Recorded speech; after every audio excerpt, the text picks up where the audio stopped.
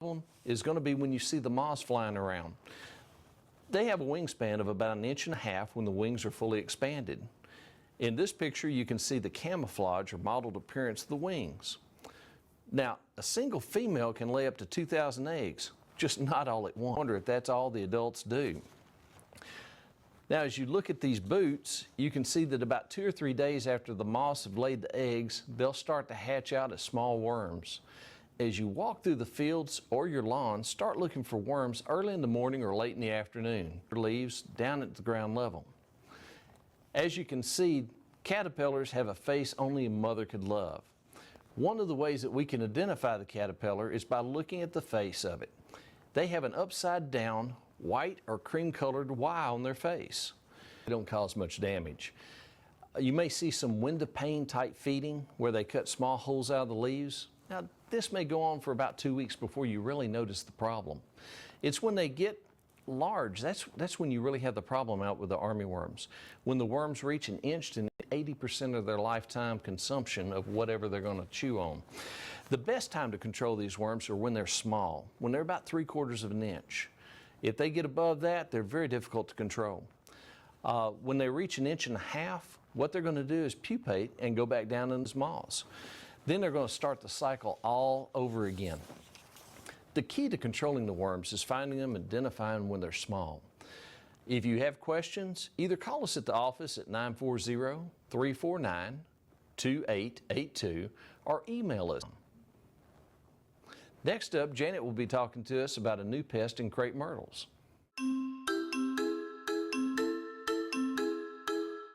Crepe myrtles are one of our most popular landscape shrubs and trees, and they're very well adapted to our problem-free for many years. Unfortunately now, we do have a new pest that has come along, which is a scale insect called the crepe myrtle bark scale. The scale looks like a white, waxy trunk or branches, and when you crush it, it will bleed this pink, which is very characteristic of this particular scale. The bark scale does seem to have a few problems. First of all, it seems to be limiting our blooms. So we do see a little bit of reduction in the honeydew production from the scale eating on the leaves. So the sap is coming down, dripping down. That can be a problem if you park under your tree. Also, we see the ants will be drawn to that. And lastly, sooty mold is showing the tree that can be a little unsightly, and people don't really like to see that on their tree, but we can get rid of it. First, you need some dishwashing soap and a nice soft brush. This is the kind that you would use to wash a car. Plus, it's got a nice long handle on it, and you just put some of the soap in a bucket. And then you're going to just want to make contact with the branch. Making contact with the scale insects will kill them. But also you will knock off the sooty mold and make your tree look a lot cleaner. But it will also help a little bit control the scale. So for control methods, the tree using a dormant oil in the winter months when there's no leaves on the tree, and in the spring, April or May, you can actually use a systemic insecticide, which would be a soil drench. Our 4-H agent, Courtney, is going to tell us what's big in Denton County in 4-H. We learned last month that Denton County 4-H is alive and well here in our community. One of the things I get asked a lot about is what is involved in 4-H. A lot of people think that 4-H is just cows and chickens, but we actually have a lot more to offer in our community for kids to learn not only how to prepare safe dishes and proper food safety techniques, but also how they can learn about basic nutrition and food preparation skills. That's been around for a really long time. The food show is one in which they present a dish to a panel of judges, and then they provide a presentation on what the nutrients are in the dish, what food groups are in the dish, any food safety concerns that may be associated, what substitutions maybe they could make to make the dish more nutritious. In addition to the food show contest, we also have a new contest that's been developed within the last couple of years that's very similar to Iron Chef or one of those type shows. Kids work as a team. Short video produced by our state 4-H agent, or a state 4-H office, excuse me, that is going to explain to you a little bit about the food challenge contest. Chopped, Iron Chef, Just Desserts, Cupcake Wars, and Cake Boss, and the list. The 4-H Food Challenge was created to offer a new opportunity for Texas 4-H youth to apply and demonstrate their culinary skills through an energized hands-on process. In the Food Challenge, nutrition and food safety practices that are gained through learning experiences in the 4-H Food and Nutrition Project. The main challenge consists of teams of 3 to 5 youth creating a dish using only a predetermined amount of ingredients. First, plan and prepare the recipe they created within a 40-minute time frame. But that's not all. The teams must also prepare and deliver a presentation to a judging panel. Team presentations highlight the major preparation steps for the recipe related to the serving size, nutritional value, food safety practices, and cost of the dish they created. The Food Challenge has afforded youth the opportunity to be exposed to new food items and incorporating them into a recipe. Youth while exploring their own creativity in the kitchen. Was there any ingredients that you didn't know how to cook or what to do with? Honestly, I've never cooked shrimp before, so this is a great learning experience. That could be a little tough. I've never cooked shrimp myself. I don't eat shrimp. Do you eat shrimp? No. Would you ever eat this at home? Any of your team? Probably not me, but I don't know about them. Anything we cook is delicious, so yes. Anything they cook is delicious. That's a great way to say it. Well, thank you. Overall, the Food Challenge has proven to be a fun way to engage youth in healthy eating through food preparation. In fact, as a result of more than 75% of the youth participants have made healthier food choices and altered recipes to make them healthier. Evaluation results have also indicated that youth gain valuable leadership, communication, and teamwork skills as they process. Because of the Food Challenge, youth are more comfortable working in a team, willing to listen to others, and comfortable speaking with others, skills that will prove useful throughout life. The 4-H Food Show offers a similar participate in the food show as an individual. The youth actually get to select their own recipe, prepare it at home, and then present their final product to a judging panel and participate in an interview. This process also gives youth the opportunity to apply nutrition project experiences and practice their culinary and public speaking skills, which the 4-H program greatly values. The Texas 4-H and Youth Development Program continues to create new experiences to keep youth excited and engaged in a priority. The 4-H Healthy Lifestyles Invitational and the Recipe Rally are also new activities that are just beginning to catch on and grow. More information about the Food Challenge, the Food Show, and any 4-H program can be found on the... So another question that I get asked a lot at the office is what to do with all of your Thanksgiving leftovers. Once you have actually prepared them safely and stored them safely, one of the things that you can do is use them in what we call plandovers. One of my favorite plandovers using leftover Thanksgiving turkey is this recipe one my family enjoys.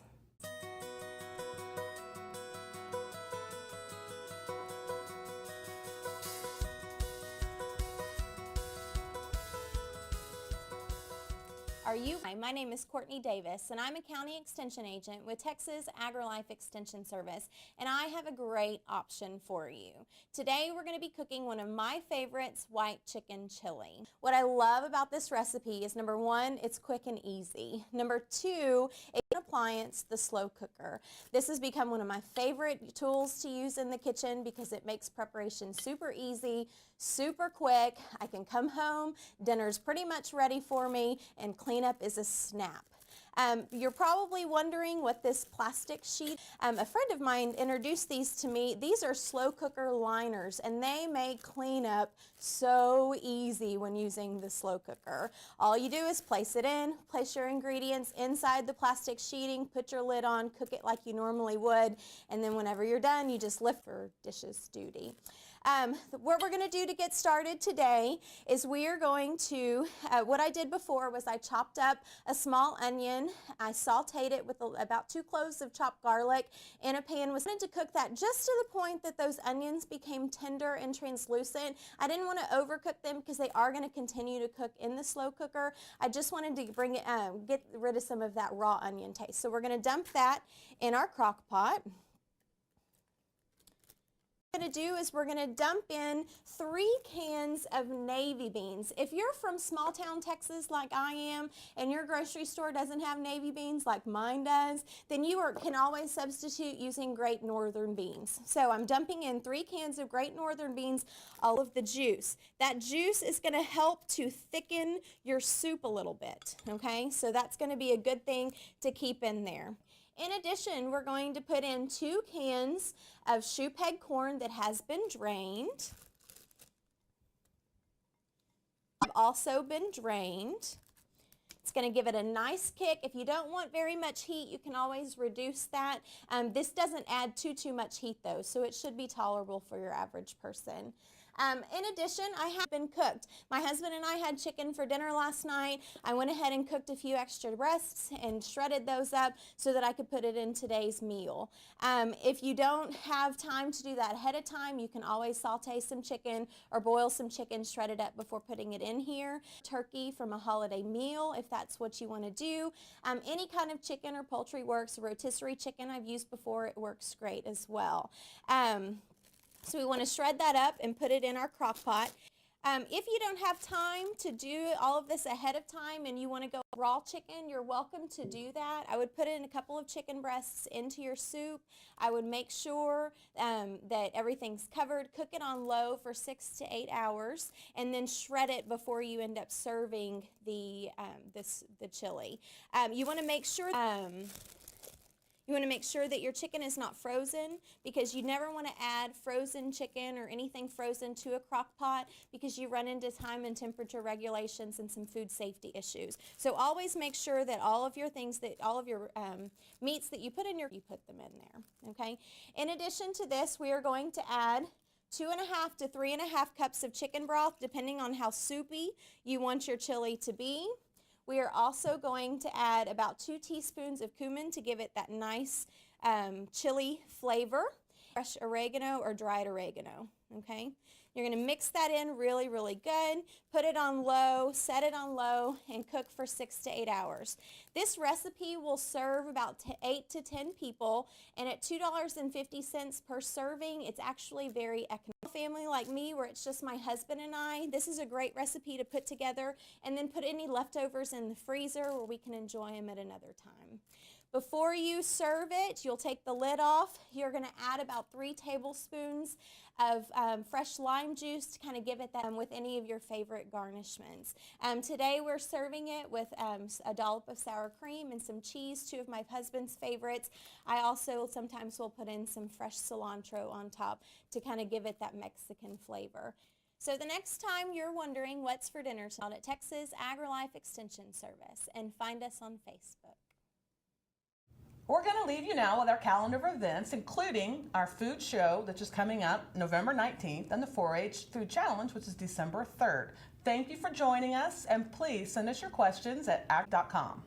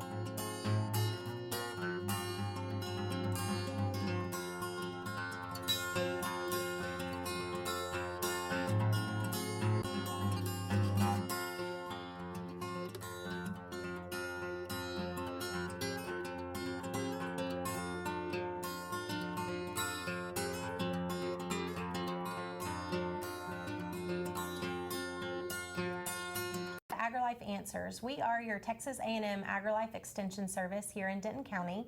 I am Courtney Davis, County Extension Agent for Family and Consumer Sciences, and with me today are Janet Laminack, County Extension Agent for Horticulture, and Jessica Kimbrough, County Extension Agent for 4-H and Youth Development, Extension Agent for Ag and Natural Resources. We are here to provide you with relevant research-based information and here to answer whatever pending questions you have. If you have questions for us, send them to us at agrilifeanswers@dentoncounty.com. We hope you. Did you know that Texas is home to numerous wineries and vineyards across the state? Here today to talk to us about using Texas wines in your next holiday celebration is Michael Cook, Viticulture Specialist for Texas A&M. Howdy, my name is Michael Cook, Viticulture Program Specialist with Texas A&M AgriLife Extension Service. I am your wine grape specialist for North Texas.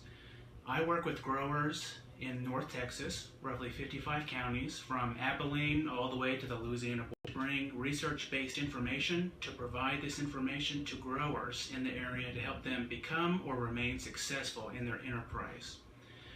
Today, I wanted to talk about wine pairing. The holidays are coming upon us. Thanksgiving just passed, but we have Christmas.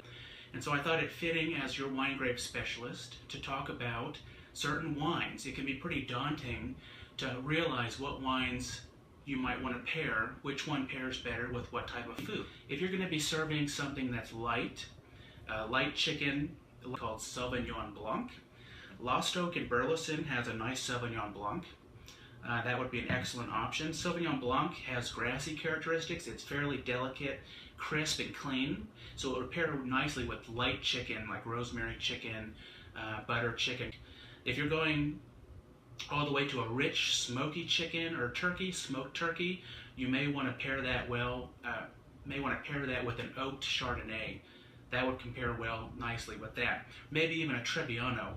Brushy Creek in Alfred, Texas would be an excellent pairing for something rich and smoky. Okay, Viognier is another one for a lighter meal of chicken or turkey. Viognier, Viognier, Viognier. That's a wonderful one, and there are many local Texas wineries that serve or offer Viognier. Nice, clean wine that does very well here. Pork tenderloin, on the other hand, is a little different. You may want to try a very light Pinot Noir, or if the pork tenderloin is a little spicier, it's got some kick to it, you may want to try Texas Tempranillo is a very popular red variety. You can find that almost anywhere, and they're very good. Zinfandel is another choice, and again, if that pork tenderloin's got some flavor to it, it's robust, it might be a little spicy, you may want to pair it with a Italian Sangiovese. Okay, so makes a wonderful Chardonnay. That would pair very nicely with pork chops. Pinot Noir again, or even Sauvignon Blanc once again, would pair nicely with pork chops. Roussanne is another one. Eden Hill in Salina, they also make a sparkling Roussanne, which I've never seen before, and it's delicious. That would be wonderful for a brunch occasion with orange juice. We have many Texas wineries in the area, local, Denton County, Collin County, up in Munster area. That would be perfect for your holiday season. And so pairing the wine is important, right? You don't want the wine to be lacking. You want it to match nicely with what you're serving. And lastly, once you've eaten the main dessert, and that could be pecan pie, apple pie, some other form of dessert. And with dessert, you'll want to pair with a wine that is a sweet wine, a dessert wine. And a perfect example of that would be a port-style wine. Port wine can many wineries in Texas. Come to mind, Messina Hoff makes an excellent port from black Spanish grapes down in Bryan College Station. There are other options, but a nice port wine would match very nicely with pecan pie, maybe even pumpkin pie, but definitely pecan pie or any type of chocolate. Okay, so have fun. Don't be overwhelmed this Christmas, this holiday season. Make sure that you peruse your wine aisle at your local grocery store and look for those Texas wines. Also, go take it close. Go pay them a visit and make sure you pick the right wine with the right meal. Best of luck. Happy holidays.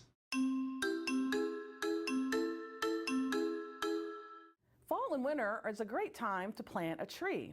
And before you plant a tree, you need to check it in full sun. And you also always need to plan for the full mature size of your tree.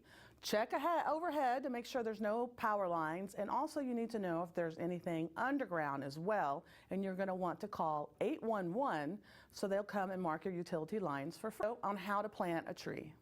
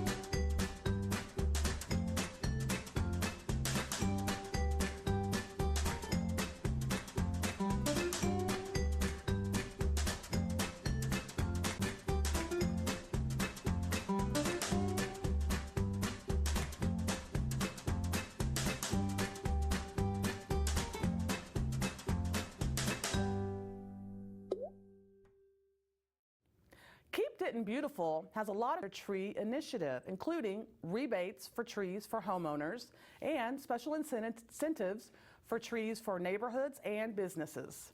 You could contact Keep Denton Beautiful at this number and also look at their webpage, kdb.org.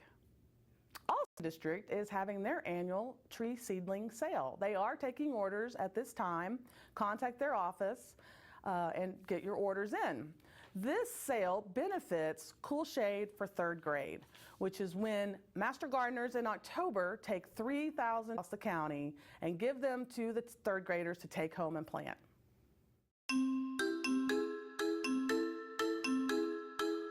From the number of calls I'm receiving, it appears that rodents are going to be a major problem in the coming months. We've experienced good growing conditions this summer. Now that we're cooling off, rodents are looking for shelter. You know, I know that because my outside cat, Poppy, has been leaving me small gifts at the door. She's adopted our family. As such, she's been trying to be the perfect cat mother and knows that I would not be able to catch that delicious. Nevertheless, why do we need to catch these rodents? We need to control mice and rats because, dead or alive, they spread disease. The Center for Disease Control and Prevention lists 10 diseases that rats directly transmit and 15 that they can carry, including rat bite fever. They can contaminate our food with both their droppings and almost invisible urine, start fires by gnawing on wires, and destroy our keepsakes and valuables by gnawing into them. I'm going to concentrate on rats today. Now, how can you tell if you have rats? Well, look for the trails. Easy, dark-looking trails that the rats have been using to move around the barn. This picture shows where the rodents have been crossing between the handrails. Look for droppings as well as chewed areas. Now, in urban areas, the rodent of choice is the roof rat, also known as the black rat. Roof rats live in trees. Now, I said trees, but they also live in trees, shrubs, vines, attics, and prefer to travel above the ground when possible. They sport strong, clean limbs, which allow them to scale everything else like a true superhero. They shimmy across cable lines to gutters, commando style. Now, rats are like people. They need a place to live and food to eat. If you remove their food and shelter, rats will find another place to live. The best way to remove them is to starve them out. Use a metal trash can or plastic trash can with tight-fitting lids. If trash hits the ground, get it picked up, especially any fruit and nuts. If you feed pets outside, pick up the leftovers frequently. Oh, and when was the last time you cleaned the grease out of the grill? Yep, they like grease too.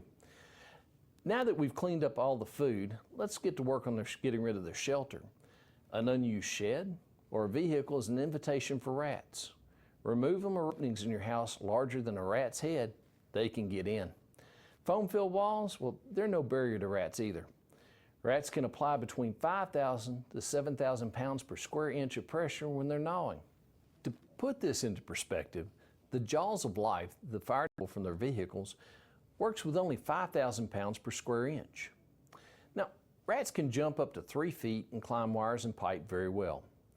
Be sure to seal any openings in the house, even above ground level. This includes the garage, openings in the basement floor drain. Store lumber and firewood or other materials well off the ground. Repair any breaks in the sewer line that connects your home with the main sewer system. Lost the clean-out plug? Go get a new one. How do you control these little pests? And rodenticides. One of the minor setbacks with the cats and dogs trained to remove rodents is they occasionally bring you those tasty treats. Place the traps where the rodents are traveling. They should not be set in a line with the wall, but rather the pan part needs to face the wall. Use disposing the bodies. Rodenticides are good, but sometimes the rodents get bait shy and you need to change over to another bait. Some rodenticide companies claim that their bait forces the rats to go outside for water better and they just die where they die. If they die in a wall, the smell may be a problem. Use any approved EPA rat poison bait. Now, never touch the rodents, objects they've contaminated, or rodent poison. Handling rodents. Rodent bait, or when cleaning rodent-soiled areas. Avoid stirring up and breathing dust in these areas. Now, wear a mask to avoid breathing the dust particles contaminated by the rodents. And to eliminate dust, use a disinfectant to dampen the. Wash your hands afterwards.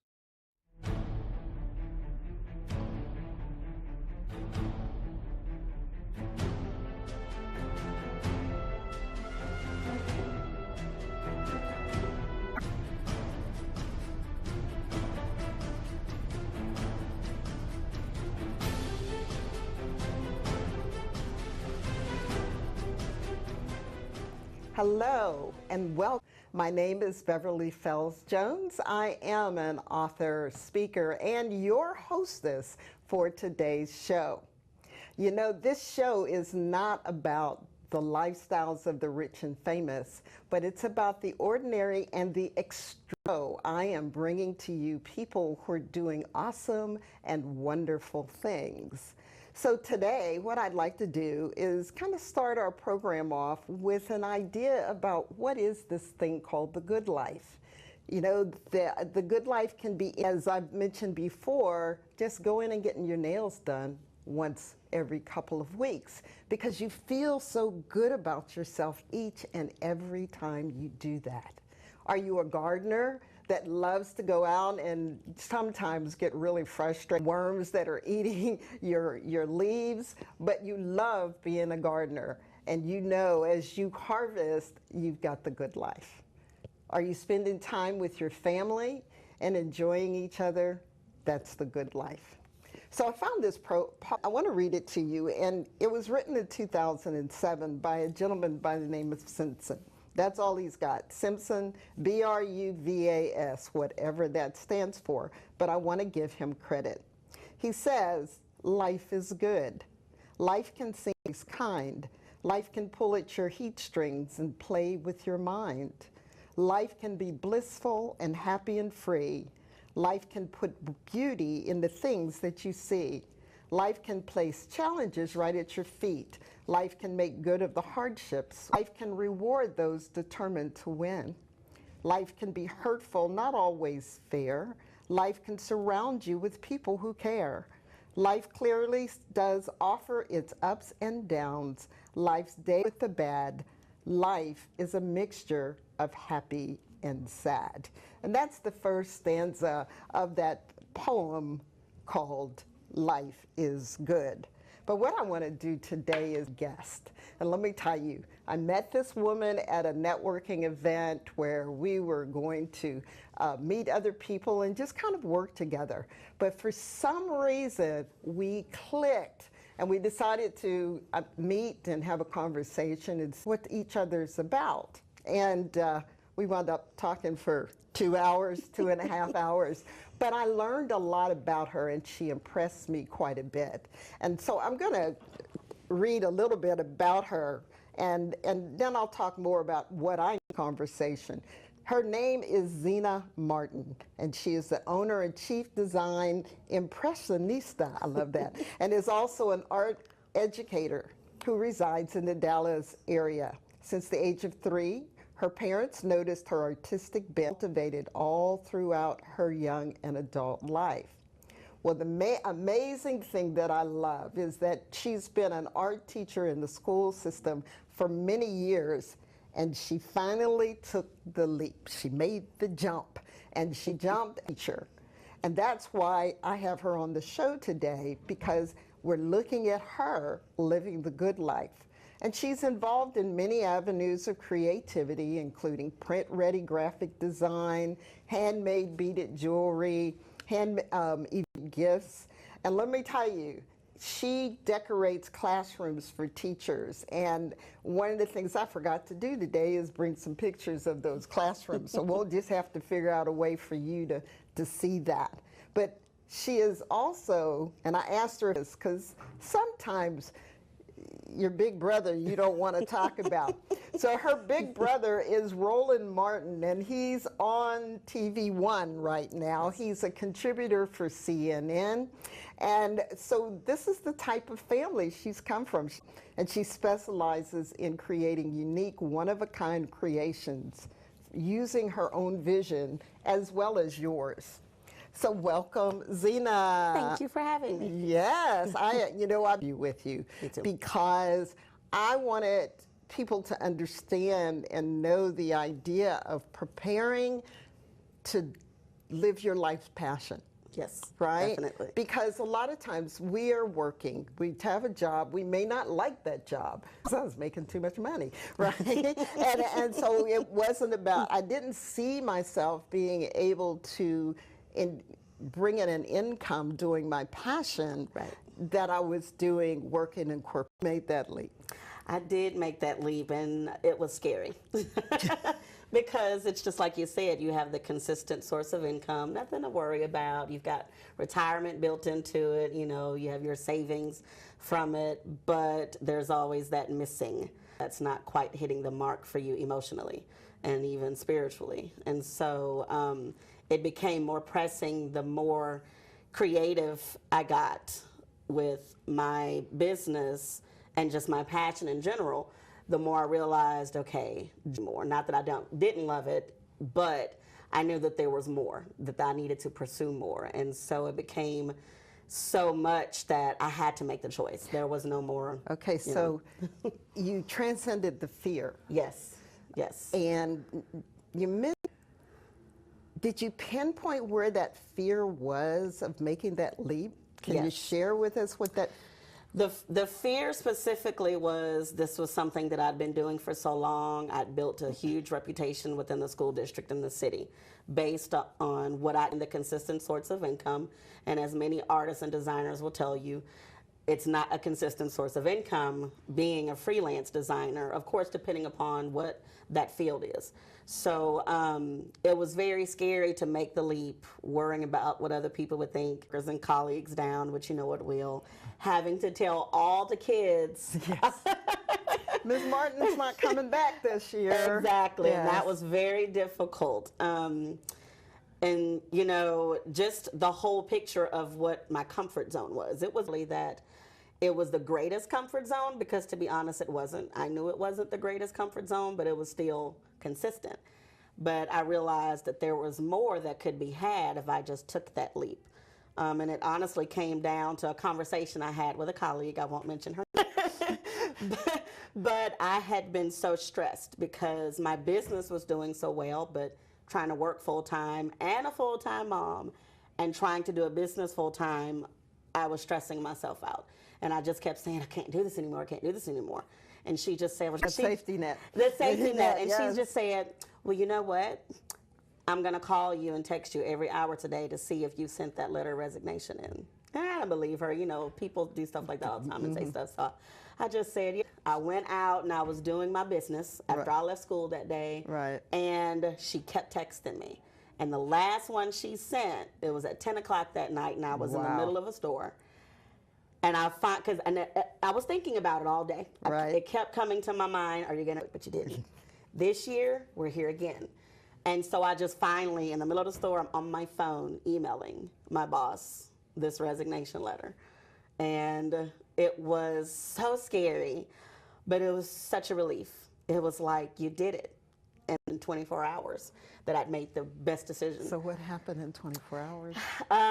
Maybe 8 hours later, actually, now that I think about it. Just 8 hours later, I got a phone call from someone who heard that I'd been illustrating children's books, which is another love for you to illustrate for me, and I want a coloring book series as well. And you know, you get clients who contact you all the time, or possible clients. Right. They don't always pan out. And so, of course, I said, okay, you know, you guys ask for a deposit. That's just a good faith. Yes, it's a good absolutely. faith step As for a clients. business owner, and yeah. It is. And so I'm thinking she's not going to. She paid it immediately, sent me all the information. I sent her the contract. And before I even went to work the next day, it was done. It was done. And then every single day after that. So one of the things I talk about is the idea that a lot of times we block this flow. And for those of you who may not understand, there's this flow of energy in the universe. Right. And your blessing, or, you know, or I've got a block. And sometimes just doing what you did, having, you know, your friend was sent to you. Yes. Right? Yes. That friend that texted you every hour, she didn't have to do that. Right. But she knew you would be happy doing that other thing. She did. And yeah. yes, it's scary when you lose that regular income. However, confirmation, as you said, came very shortly thereafter. Yes. So is this one of the books that This one is actually from another, my mom is the Tooth Fairy. Yeah, I like that. It's a cute, hilarious story of a little girl whose mom is actually in dental school. And she's not understanding why her mom's coming home with teeth, and she's doing these really odd.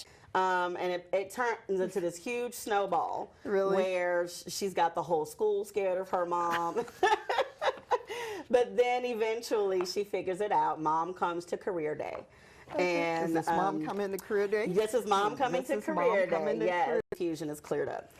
So yes, this was very exciting for me. So this is my first published book as an illustrator. So how long did it take you to put all this together? Well, this was last year when I was even more stressed. Okay. When I knew I should have quit but didn't, while working a full-time job. Okay. But now that I've been starting some other books, it's a fraction of that time because I took the leap, have the time now to commit to it. The day. I have the days, yes. Yes. But illustrating isn't the only thing you're doing. No. In fact, I do the canvas paint parties. Okay. And so do we come to you or do you come to us? I do both, actually. Oh. I can come in home if you want a private one. Some people like the comfort of their home because they can be a little bit more laid back, sort of atmosphere, and I don't mind at all. It's actually kind of more fun than in the studio in some ways. So when a person is doing this and you're working with them, do you see fear in some of the people when they're dealing with this? Oh, you know, yes. paint this thing? Yes, lots of fear. I've had anywhere from young women who had so much anxiety, we were probably halfway through the painting before they touched the canvas. I had a who was very nervous, and to this day, she still had thoughts of her third grade art teacher who told her she wasn't very good, she wasn't doing a good job, and it's when that happens, yes, and I got to break in on that's that. okay. I when understand. that happens, sometimes I try to figure out what the teacher is thinking. I mean, did you see the movie Drumline?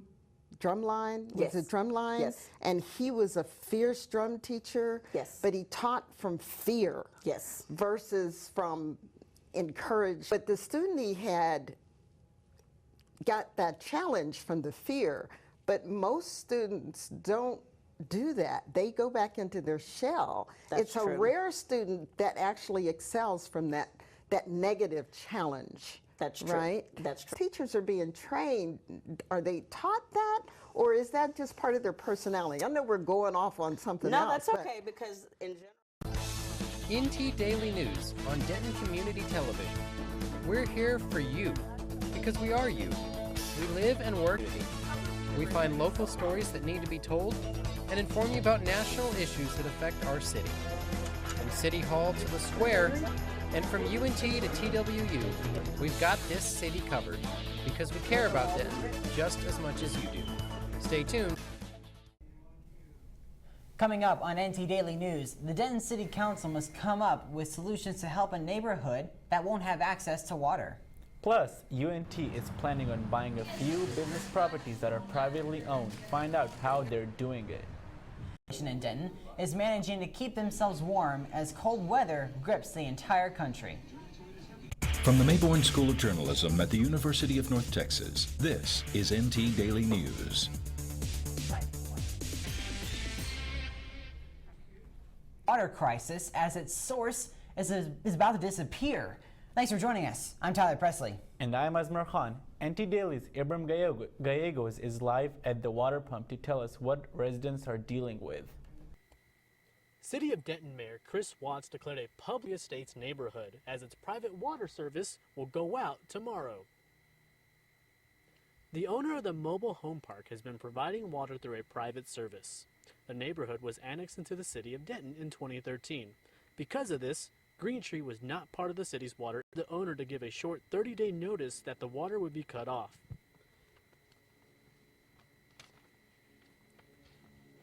Denton contacted the Texas Commission on Environmental Quality and the Public Utility Commission of Texas, who both determined that he had the authority to give short notice this coming. Yo nunca pensé que iba a pasar esto.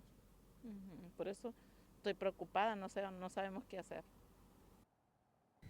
The city provided the neighborhood owner a plan on how to connect to the water infrastructure in 2013, but he never took the next steps. Now, 6 years later, provide temporary water and water storage while options are evaluated. The city held meetings on October 29th and November 11th to hear resident feedback. Tomorrow, a special city council meeting will happen at noon to further discuss the disaster. From Gallegos, NT Daily News.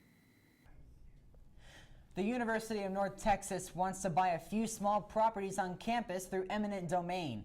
These properties have small, privately owned businesses that have been around since the 1980s. I talked to one of the owners to see what he's going to do.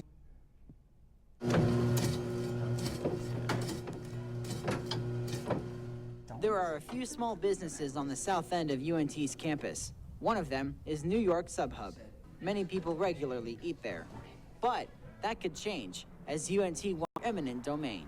My mind was racing in all sorts of directions. You know, what am I going to do? What's everyone else going to do? You know, how can they do this? I mean, our business has been here for over 40 years. The land UNT wants is not only where New York Subhub is, but also 4 other privately owned businesses, Campus Bookstore and Eagle Car Wash. UNT offered New York Subhub $700,000. They offered the Campus Bookstore a little more and the Car Wash and Oriental Express a little less. But all of them said no.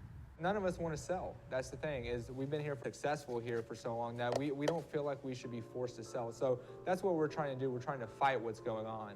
I asked UNT what they wanted to do with the land, but they refused to comment since they were still working on negotiations. This is not the first time I buy land. This building back behind me used to be an IHOP. They closed their doors back in February. Even though he asked to not be on camera, attorney Don White told me the legal process of how an eminent domain case works. You file your lawsuit, but you don't do anything in the courthouse. You have this administrators handle everything. And then they issue their award, the money gets put into the registry of the court that the condemnation suit was filed in. And then if either side is unhappy with the amount, they appeal. And that's when the court takes it over just like a regular lawsuit at that point. To a year or more. There's not an expiration on their initial offer. So, you know, here it is this is just another box to check off to them. But from the second I wake up to the moment I go to bed, and you know, even when I sleep, I'm thinking about this, loom it over you and kind of wear you down with, you know, the threat of eminent domain. Seems a little ridiculous. Christensen says he'll take it all the way to court if he has to. New York Subhub posts updates on its Facebook page. To stay up to date, visit .com/New York Subhub. A lot of overnight shelters have opened their doors for the homeless population as the extreme cold weather grips the U.S. I talked to one of the shelters in Denton who extended their hours to accommodate the homeless population. Like many other overnight shelters, not only opened its doors to the homeless population, but also extended their hours so the needy can have a warm place to stay. The shelter is open Monday, Tuesday, and Wednesday only from 6:30 p.m. to 8 a.m. But as the cold front grasped the Metroplex, the shelter Wednesday at 2 p.m. to 10:30 a.m. The shelter has a cable TV, Wi-Fi, and also provides food for those staying overnight. People can also bring their four-legged companions alongside them as they find a warm place to. Catherine Gonzalez is the executive director of Monsignor King Outreach Center and says the facility has been very busy this week, but they still made sure everyone is somehow accommodated. The past 2 days we've had about 100 people come and kind of full. Our beds have been full, but we've been able to lay out some mats for them and some other areas of the shelter, and so we've kind of made room for anyone that we could. Shasta Ortega, one of the clients of Monsignor King Outreach Center, is staying outdoors at her camp for tonight as she was full of praise of how the facility works and helps those in need. They have cable TV, they have Wi-Fi, comfortable beds with blankets and pillows. Yeah, hot showers, actual bathrooms, not cold stalls. It's really great. The facility is looking to add more volunteers to its team so they can stay open for more than 3 nights a week. The facility reopens on Monday at its regular hours, which is from 6:30 p.m. to 8 a.m. At the union, demanding better representation.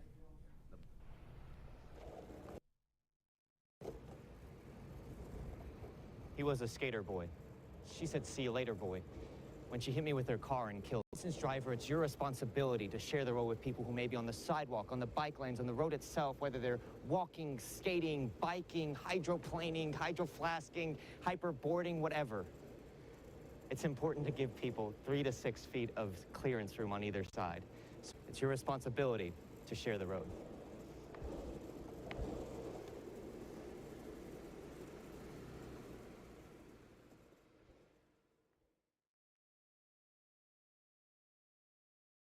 I see you mobbing over her. Let's go. Let's crawl. Let's crawl. Hey, yo, we mobbing. Come on, girl. Let's crawl. Hey, yo, let's crawl. Hey, yo, let's crawl. Hey, yo, let's crawl.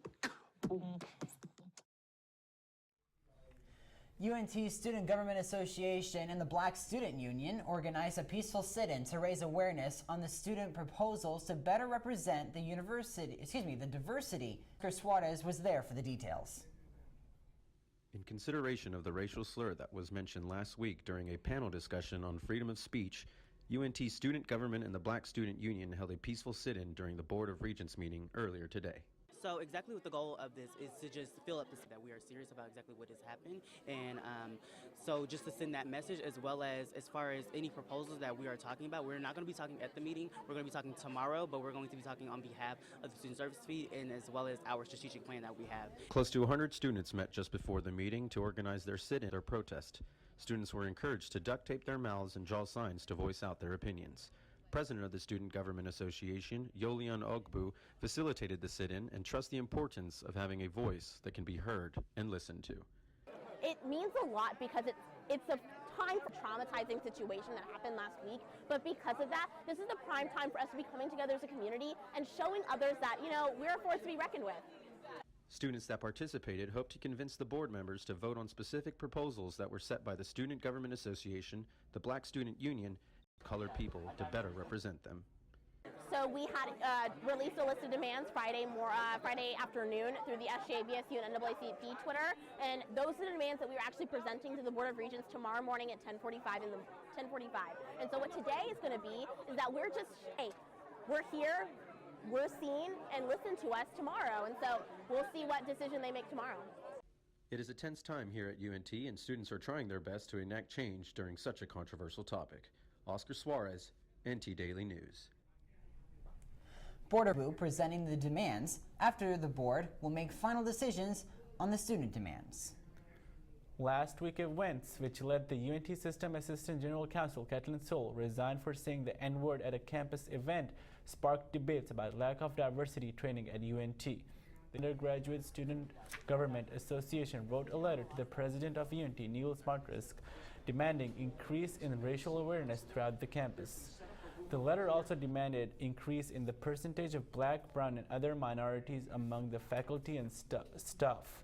On change.org, a website used for starting campaigns and petitions, Yolian Ogbu, the president of UNT Student Government Association, is spearheading the campaign for changes on campus and says the SGA has been thinking about these proposals for a while.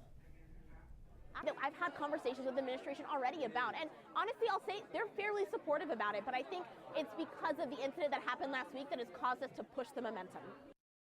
The petition already has over 2,000 signs on change.org as the student government body waits on a response from the university. UNT Police Department is offering a free self-defense class on Monday, November the 18th. UNT police members want to make sure you feel safe on campus. The class will not only offer hands-on training, but will also discuss being aware of your surroundings. With spaces limited to about 20, police officer David Causey hopes to encourage UNT community members to join. We hope that it empowers them, that if they're out and they find themselves in a threatening situation, that they will be better prepared to take care of themselves. About the free self-defense class, contact Officer Causey at david.causey@unt.edu. That's our time for now. Thanks for joining us. We'll see you next time for NT Daily News.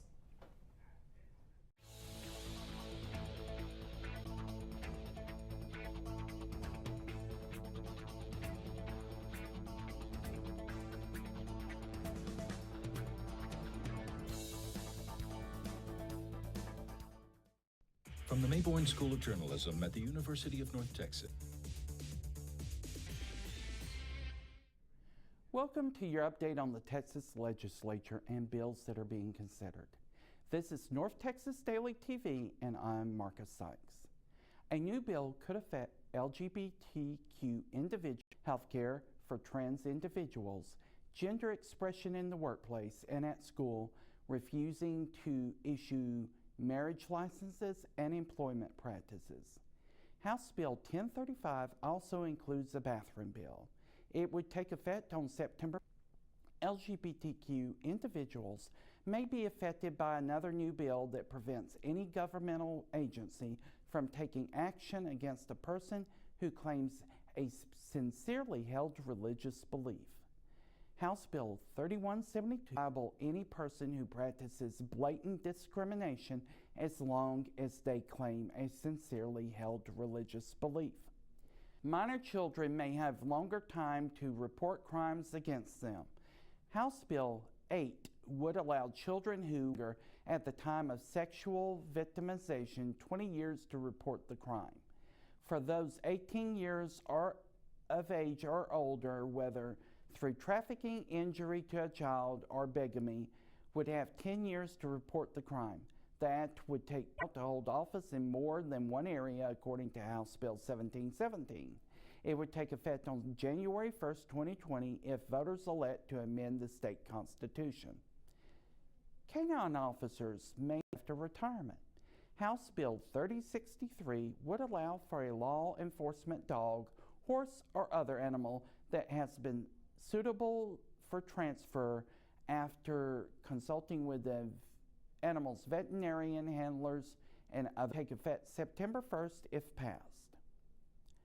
Students would not receive a Texas grant if they go over a certain amount of hours in their college career. A student may not get a grant if they exceed a maximum of 113 hours per semester or more than they would need to graduate. Senate Bill 34 takes effect on September 1st. Prayer has not been allowed in schools for some time, but that may change. Beginning with the 20 would allow for student prayer. First Baptist Church of Forney will celebrate its 150th anniversary on May 5th. Founded in 1868, it has been honored in House Resolution 832.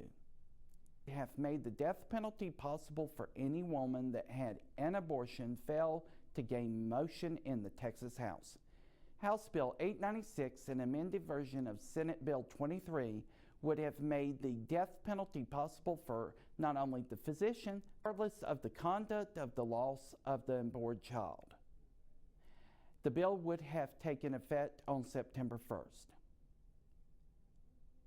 Drunk driving will result in a suspension of your driver's license effective September 1st for a period and does not request a hearing. The license suspension may be extended to 1 year if repeated behavior occurs. A bill would remove the point system that currently penalizes drivers in the state. Senate Bill 980 Responsibility Program, remove existing points and restore any licenses suspended solely due to non-payment. State traffic base rates would rise from $30 to $50, and it doubles the fee that insurance add to from $2 to $4. DWI fines will go up from $1,000 to $3,000 for a first offense, up to $6,000 for driving with blood alcohol twice the legal. The bill would provide for an area other than a bathroom in the state capitol or any other public building where a mother could go and express breast milk without intrusion from the public. It will only take effect construction or remodeling public access. Senate Bill 45 takes effect on September 1st. National DNA Day is being celebrated at the Capitol Auditorium on Thursday, April 25th. Texas Autism Friday, April 26th in the Legislative Conference Center from 8:15 in the morning until 12:15 in the afternoon. I'm Marcus Sykes, and this has been your Texas Legislative Update. Thank you for joining us today. Look at what's going on in the legislature.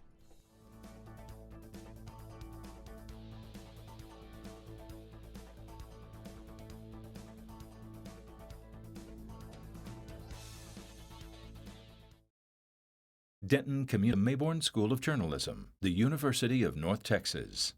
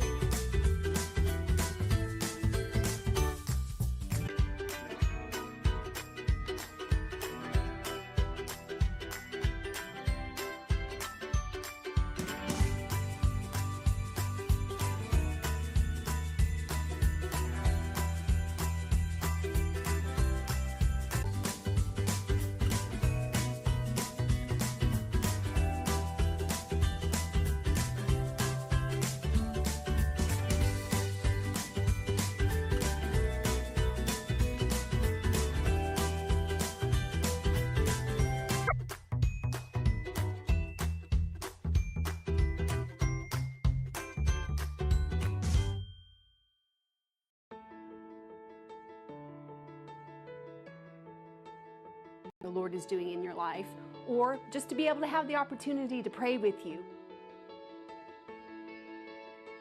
You see, when God was speaking this to Abraham, He wasn't speaking it just for the benefit of Abraham, but God was speaking this to Abraham's people. God tells us in His Word, He said, I will give you every place that you set your foot, but you've got to set your foot into that new place. But you're going to have to face every giant that is standing in your way of facing success. You need to do. You need to cut off the heads of some of the things that are trying to hinder you from moving into your future. You need to cut off the head of fear. You need to cut off the head of doubt. You need to cut off the head of unbelief and face everything, every giant that sticks to that new door, the door of opportunity that is wide and ready for you to open. He promises us that He is the way, He is the truth, and He is the life. And there is only one way to the Father. And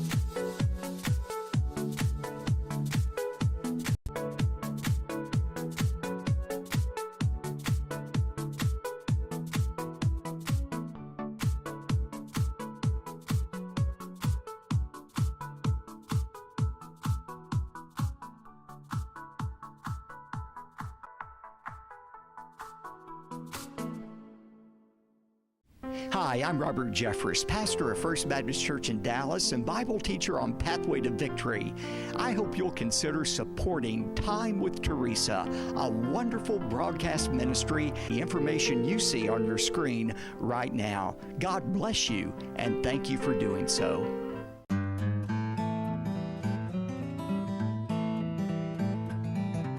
I was born in Houston, Texas, and I come from a large family filled with dysfunction and tragedies. But I've taken those dysfunctions and those tragedies and turned them around into something powerful and something positive that can empower others. And it comes out no matter where I'm at, whether I'm working field, which I did for 10 years. In fact, I worked at the Health and Wellness Center at UNT for 4 years. And it's just in my DNA, and it just comes out. Prior to beginning the Time with Teresa television program, I established a ministry called Pearl. So authored 2 books and have a music video that talk about my personal story of overcoming childhood sexual abuse. The mission of Time with Teresa is to encourage.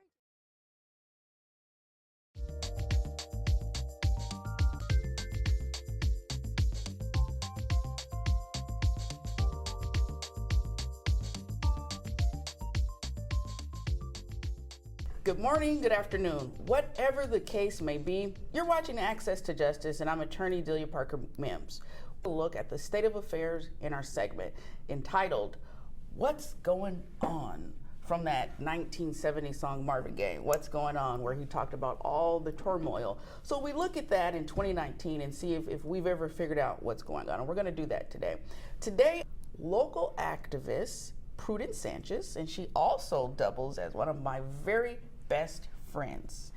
Now, it is my pleasure to have you on the show today so we can just talk about what's going on, what's really going on. Okay. Some of your activism, we're gonna talk about gerrymandering, and we're gonna talk about the detention centers and kind of what our feelings are of what's happening. To me, the word apathy is what's coming out, but who knows, there may be different things. But let's start with you, Prudence. Okay. Tell us about your activism and how you got started. So a local attorney, is that correct? That's correct. Well, I started my activism, I believe, as a young person, but I really don't consider myself an activist. I just believe that, you know, doing the right thing is always what you should be striving to do. I was born and raised in Louisiana. I'm a person of those things of what have led me to become the person that I am. We also grew up, we didn't have our own home, so I kind of know what it feels like to not be secure in your home environment. So those are just some of the things that I need to act. Well, you say you don't like the term activism, and most activists don't, because it's a part of who they are. Right. They don't feel like they're stretching themselves.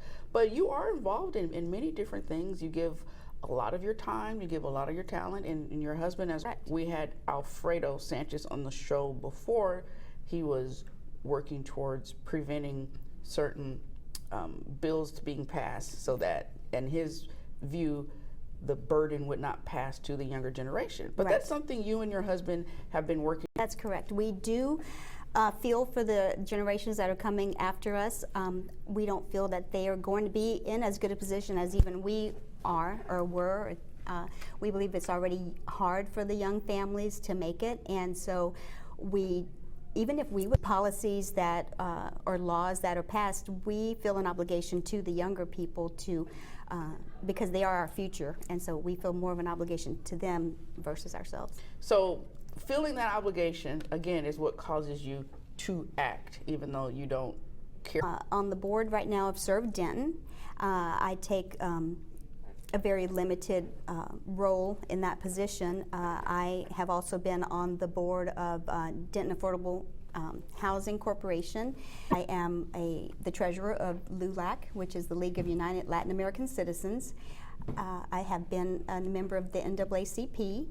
I have been on the Homeless Coalition. That was several years ago. And voting time. Yes.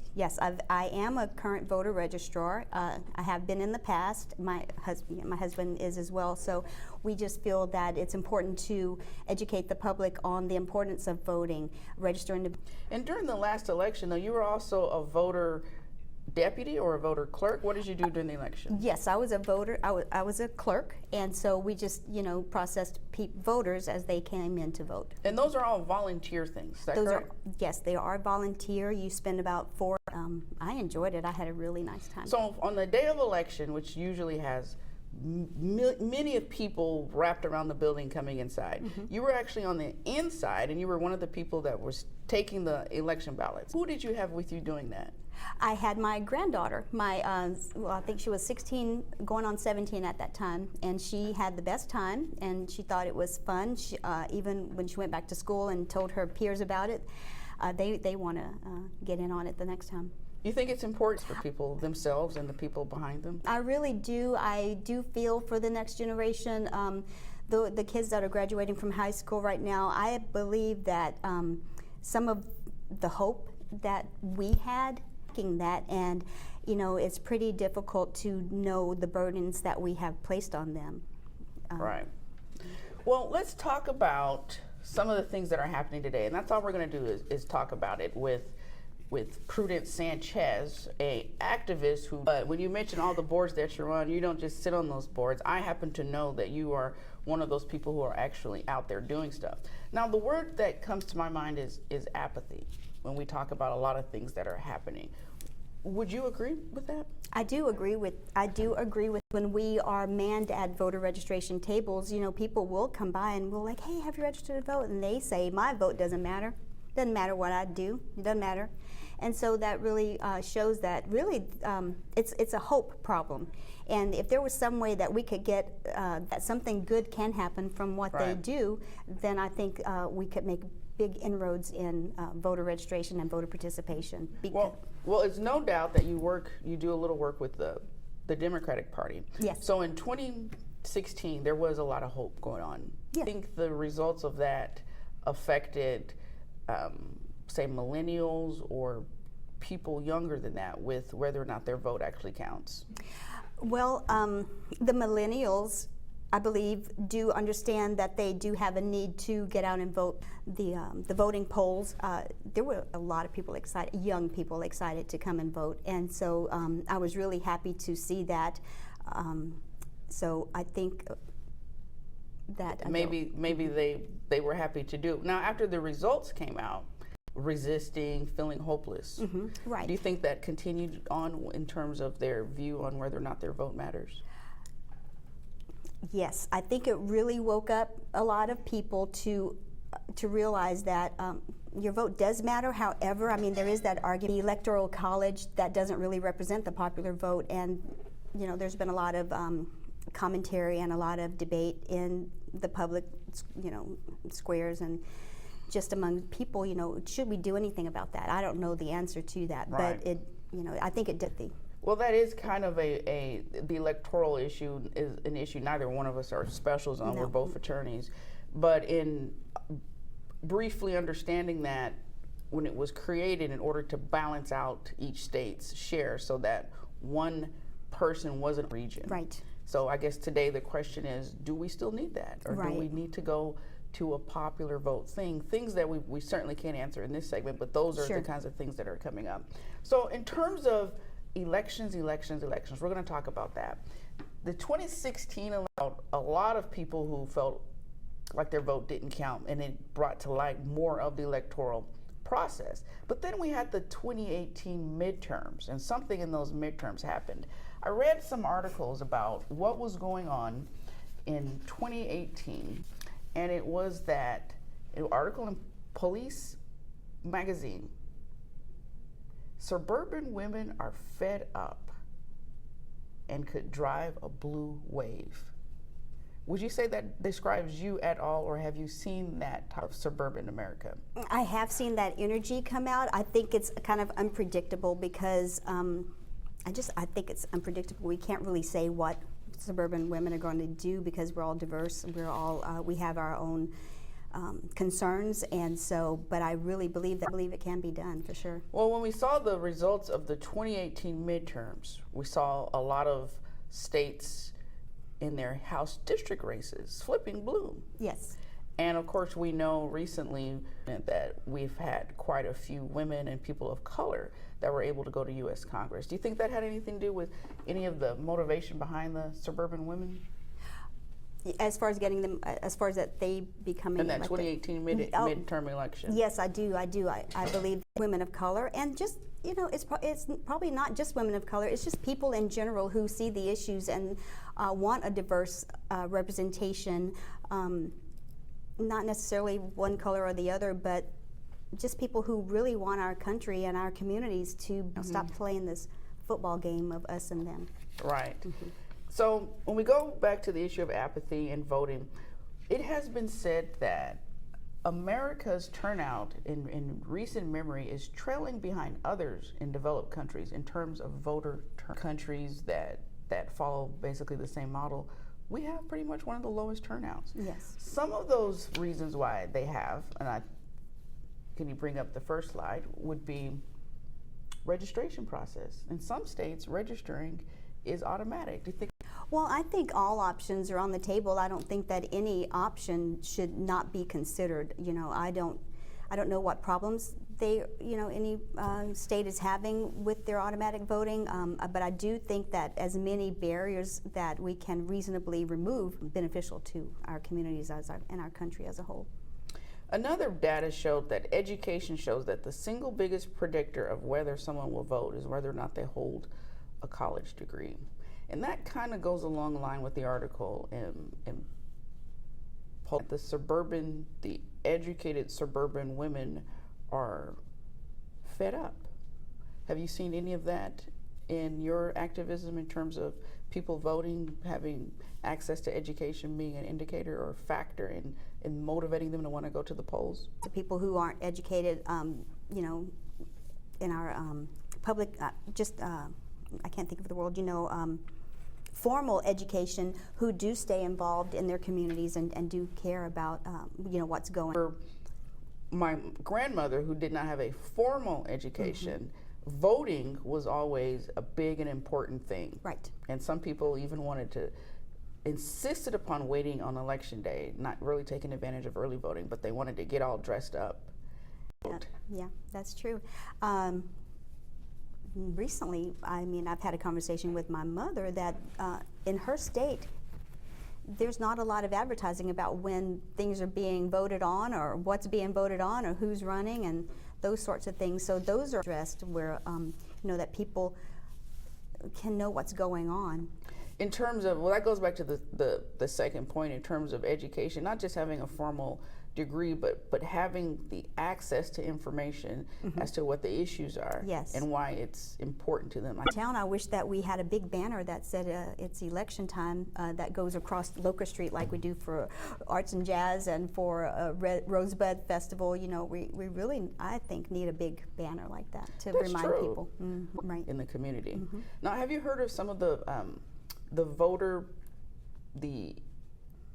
election centers that some of the other cities are doing? Yes. Where they're allowing you to vote in day, not just in early voting?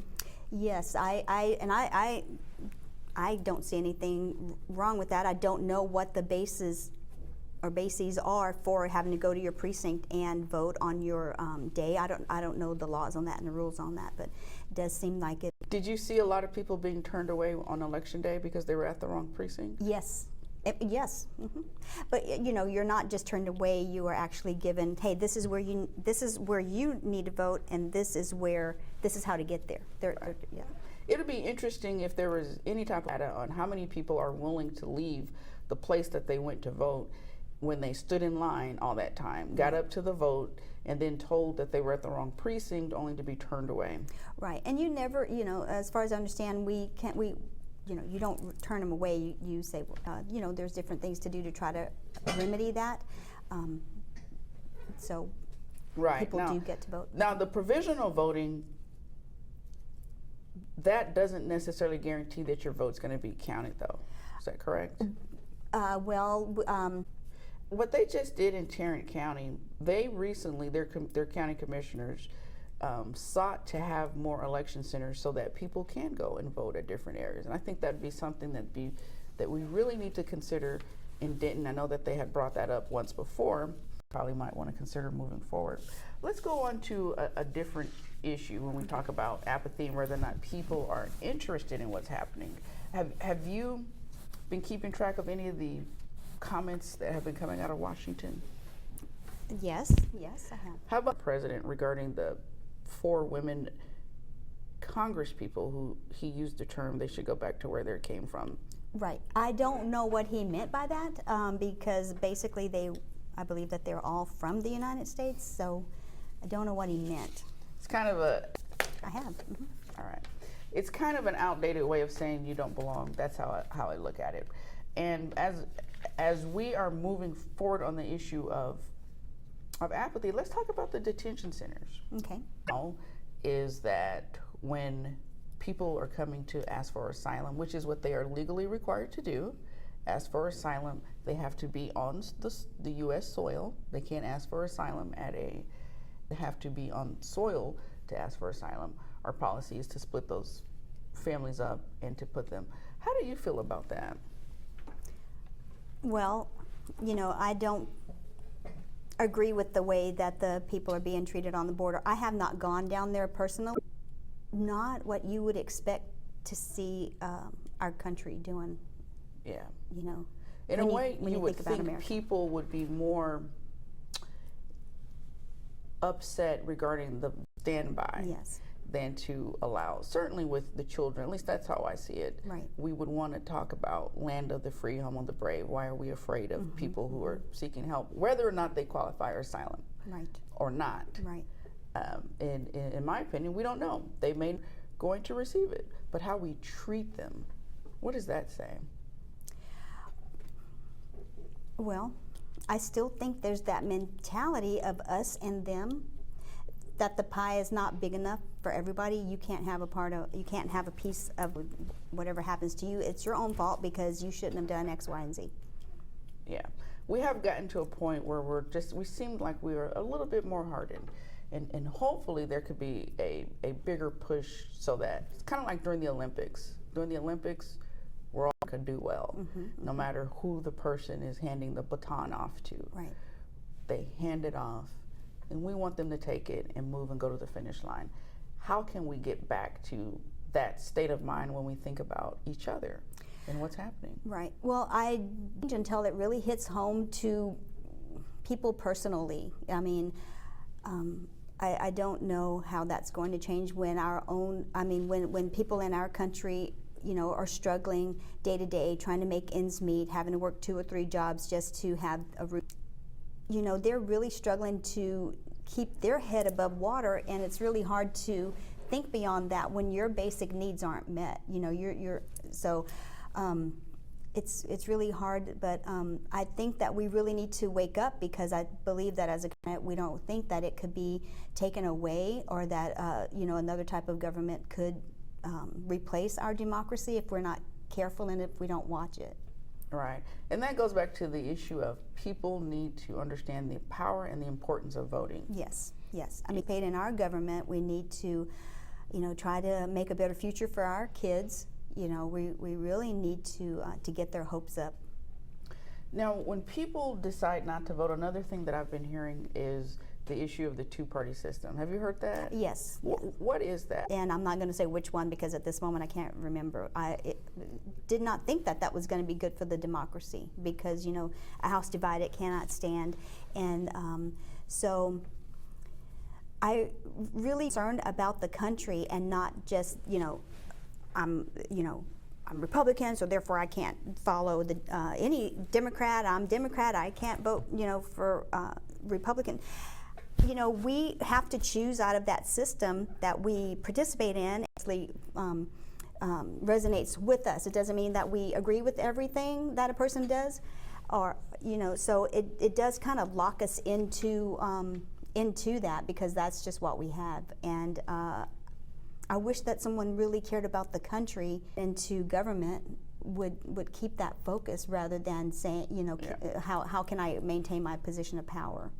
Right, and by someone you mean each individual voter, instead of being more loyal to party. Look at each individual candidate, because not every candidate is going to support the platform of the left or the platform of the right. Support every single position. Right. But that platform may more closely resemble their philosophy. bring to it many different attributes that people we should kind of break out of it. But lately I've been hearing a lot of people who don't really care for either side, Yes. and are using that as an excuse not to vote. Right. And they don't realize that, and that's another thing that some potential, I don't want to be involved in politics. Well, when you don't vote, you are voting. When you don't vote, you are impacting what happens. You're not out of it. You're not an island. You're, by not participating, you do push it one way or the other. Right. You're not letting your voice be heard. You're simply allowing someone else's voice, their concern, their priorities to become yours. Yeah, that's true. And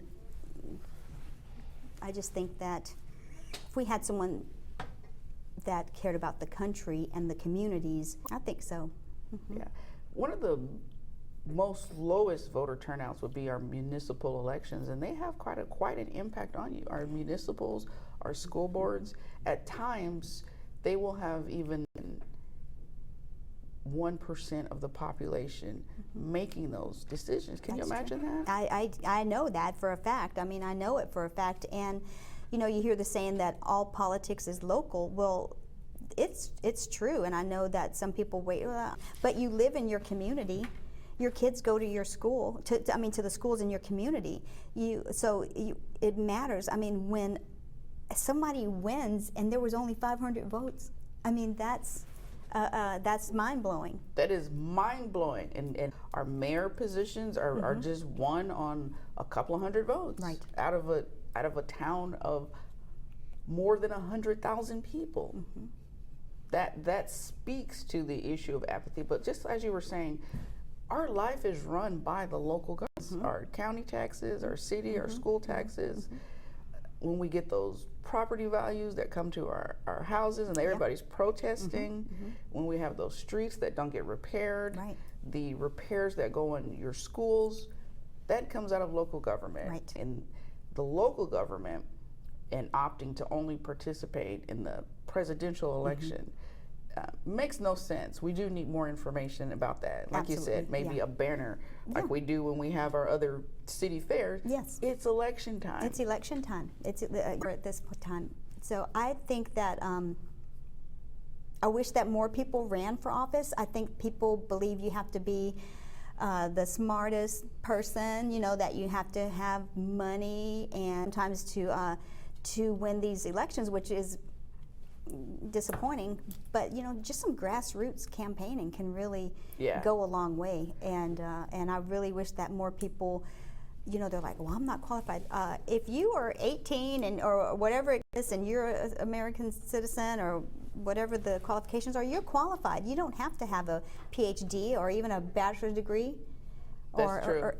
Or you don't. And some of our elected officials actually don't. So you simply have to meet the age requirements. Are you a citizen of that community long enough? And some requirements may be you have to be 18. Some others may be you have to be 25. Right. So once you meet those, absolutely. put your name on the ballot. Yeah, and going back to the voting issue, I mean, some people think that they have a criminal background. That doesn't mean that you cannot vote.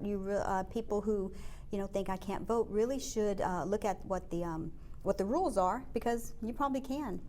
Well, right now our state attorney general is under indictment, so you can never have to deal with some of those personal issues. But you mentioned earlier about grassroots campaigning. That's kind of what happened with the Beto effect. Wouldn't you agree? He didn't win, certainly in Denton County, but we were able to see that a couple of, which comes from more of the grassroots campaigning, more so than from the top. It was more from the bottom. Right. So it does work. So we are getting down to the final minutes of our show, and I appreciate you coming today. Well, it's my pleasure. And just our own opinion, which is what all that's worth. Yeah, is we our have opinion. a good time. Yeah. Right. So I'm going to give you what we call an opportunity to do a closing statement about, whatever you want, some of the things we've been talking about, and then I will close it out with what I call my... Well, my closing argument is that we really need to support our children. We need to support them because they are our future. We need to try to leave the world a little better than what we found it for them. This is a heavy burden that we are placing on things that we've done, and you know, we're not giving them enough money to get educated. We're not educating them to be competitors in the market. You know, when you hear of from people, well, let me just say I congratulate UT for what they've done lately to make education accessible to a larger number of children who are brilliant. I mean, just being on the Treasurer of LULAC, and some of these children are brilliant. And but just need when the opportunity, they right? need the opportunity, just like it said in the paper, you know, people who don't have hope, once they have hope, then they have something to strive for. Okay, well, thank you. I'm going to do what we call our final argument. Democracies work best when every important that you go and you exercise your right to vote. Vice President Hubert Humphrey, I think he said it best about how government should operate. He said the moral test of government is how it treats its citizens in the dawn of life, how it treats its citizens in the twilight, citizens in the shadows of life. And in America, we have the right to vote and pick our representatives to ensure that our government is passing that moral test of government. So for Access to Justice, my name is Delia Parker Mims, and we thank you for watching with us. And remember, exercise your right to vote. Thank you.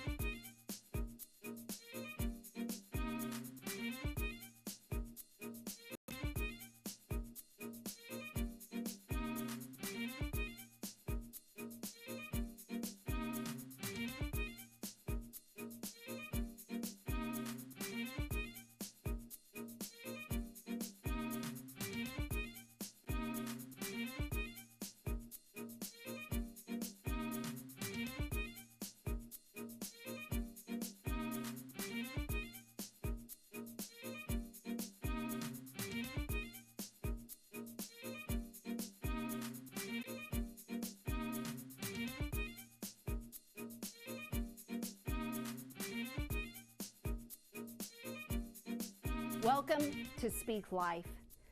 Today I'd like to talk to you about forgiveness. You know, if there's one thing that is certain to happen, none of us are going to be able to get through this life without ultimately someone hurting us in some way, shape, or form. And if we're not careful, hurt feelings over time can build up, and often to the point that you just might become bitter, angry, and often to the point that you may even want to seek out some type of recompense or revenge toward the individuals that have hurt you. So I want you to understand that although we can't control the actions of other people, we certainly can control what we hurt and the pain that has been caused in our life through others' wrong choices. You know, all of life is really a process that really never ends. So this is why it is imperative that we find a way to overcome the hurt and the pain in our lives so that we can have a productive life. Now, although overcoming hurt is not always easy, it can be done, but it's going to require some patience and a willingness to want to work through these emotional woundings in your life. To begin to work through those emotional woundings, more than likely, you're going to end up being a very angry and bitter person for the rest of your life. Well, none of us really want to go through life this way, so that's why it's so very important that we begin to woundings in our life. You know, I really strongly believe that the very best way that any of us can overcome hurt is simply by choosing to forgive. Some of you that are watching right now have really been hurt in your life. able to overcome the pain that has transpired in your life because of the fact that you are choosing to hold on to unforgiveness. You may even possibly believe that your unforgiveness is justifiable in some way because someone has done something to you that has been really believed that that person does not deserve to be forgiven. In fact, you are holding on to a grudge so tightly that you are just living for the day that you are able to see that individual that hurt you get what you believe they really deserve. But as we look into the Bible, we find that God was so strongly opposed to holding on to grudges that he specifically told the Israelites not to seek revenge or bear a grudge against anyone among their people, but to love themselves. And God concluded this scripture by saying, I am the Lord. Now, by concluding with this statement, I am the Lord, God was reminding the Israelites that he was the only one that had the right and the authority to judge. Anyone have not been commissioned to be judge and jury. So that's the point that I want to make here. God never commissioned you and I to that place. That's God's job. But I want you to also keep in mind that although God is not purposefully looking to punish, God often does choose to allow consequences to happen in our lives for wrong behavior, for mistakes that we make, for sins that we commit. Hebrews 12:6 says, the Lord disciplines those that he loves. You see, and oftentimes God does allow consequences to happen because of his love. God brings correction, just like any loving father would bring correction to their child, because he's a loving God. Now, even though God often chooses to bring, the Bible also says that God often chooses to extend his hand of mercy toward individuals, completely freeing them from the penalty of what their wrong actions truly deserve. God is such a chooses to show mercy. Now, one definition of the word mercy is deliverance from judgment. In other words, it means not receiving the penalty that we really deserve for our actions. You know, I find it to be true that oftentimes when people down inside, they're really hoping that they're going to be shown mercy. However, when someone else makes some type of a mistake, they are so quick to want to see God repaying them back in full. I'd like to take a look at a story in the Bible and in the book of John, chapter 8, the Bible talks about a woman that was caught in adultery. And in this chapter, we read that the religious leaders brought this woman to Jesus to see if Jesus would obey the law and have this woman stoned to death at it. Well, when the religious leaders brought this woman before Jesus, Jesus told the religious leaders, who were so ready to see her get what they thought she had coming to her, Jesus said to the religious leaders, if there be anyone among you without sin. See, what Jesus was saying here was, hey, if there is anyone here who has never made a mistake, I want you to be the very first one to throw the very first stone at this woman. The Bible says that the accusers dropped their stones and they walked away. Accuse you of your sin? The woman said no. And Jesus said, nor do I condemn you. Go and sin no more.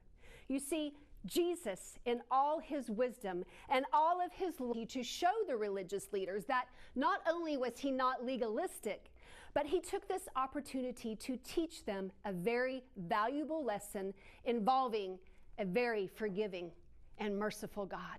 Now notice Jesus never told the woman that what she did was that today you are not going to receive the penalty for your wrong choices. Today I am choosing to show you mercy. Today I am allowing you to go completely free. But wait, there's Jesus displayed a beautiful act of giving toward that woman. And you know, there's really nothing more beautiful than showing someone mercy, because mercy cannot be given to anyone who deserves it. And you know, when we're hoping that not only will we receive mercy from God, but that we'll receive mercy from other people as well. Let me ask you a question. How many of you have made some pretty big mistakes in your life? And when you did, you found yourself getting down on your knees and just crying out to God and saying, oh God, please show me personally done this, and I think that if we were all honest, we could say that we've made some pretty big mistakes when it comes to other people as well within our relationships in life. And I've made some type of mistake within those relationships. Whenever we've hurt someone, we've lied to someone or wronged them in some way, how many of us are just hoping that those individuals will find it in their heart to show us mercy? However, when the shoe is on the other foot, when someone has caused us some type of hurt or pain in our own lives, just how quick. Look at another example from the Bible, and this time I think that many of you that are watching today are really going to be able to relate to this story.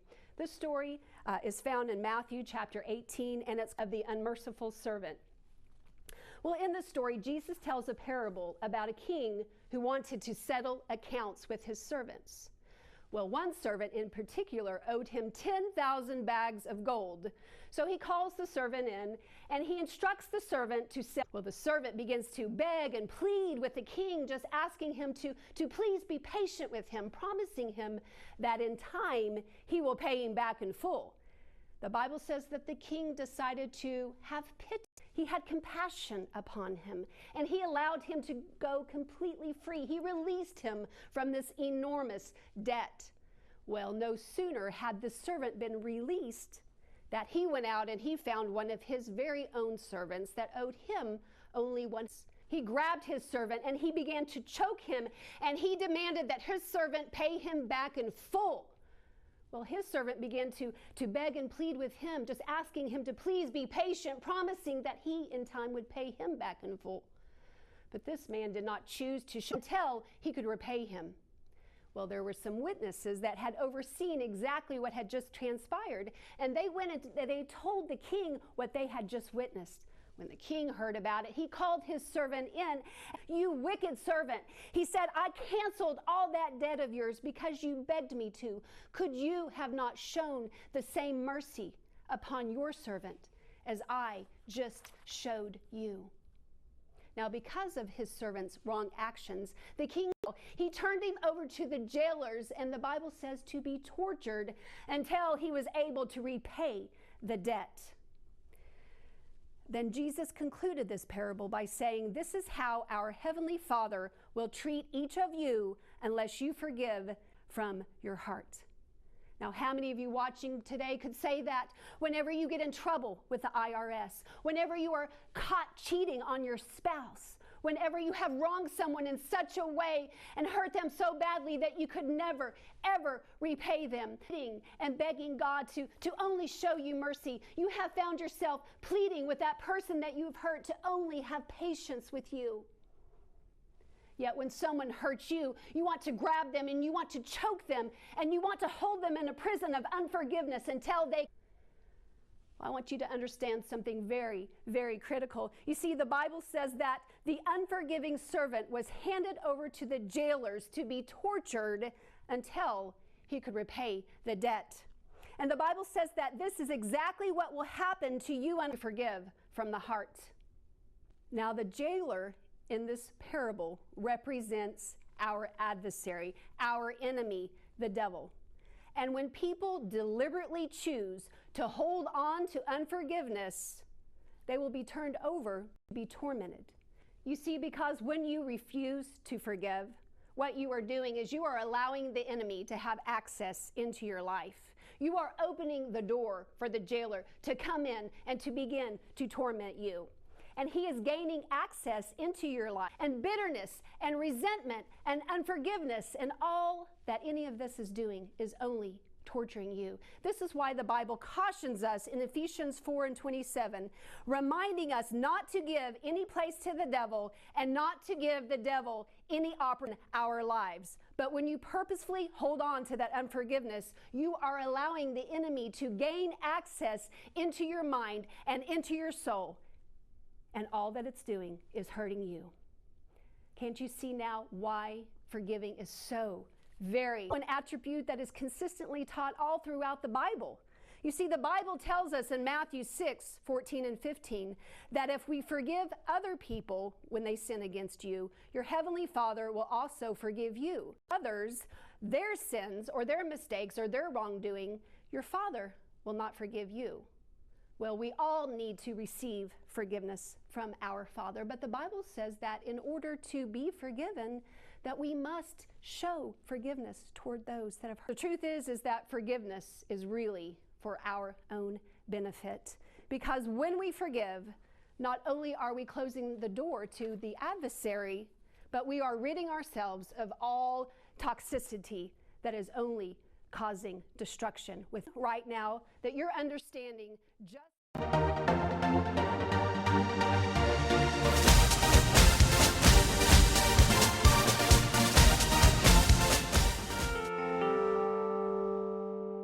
Welcome to Celeb Vibes. I'm your host, Michael Oliveira. Meghan Markle.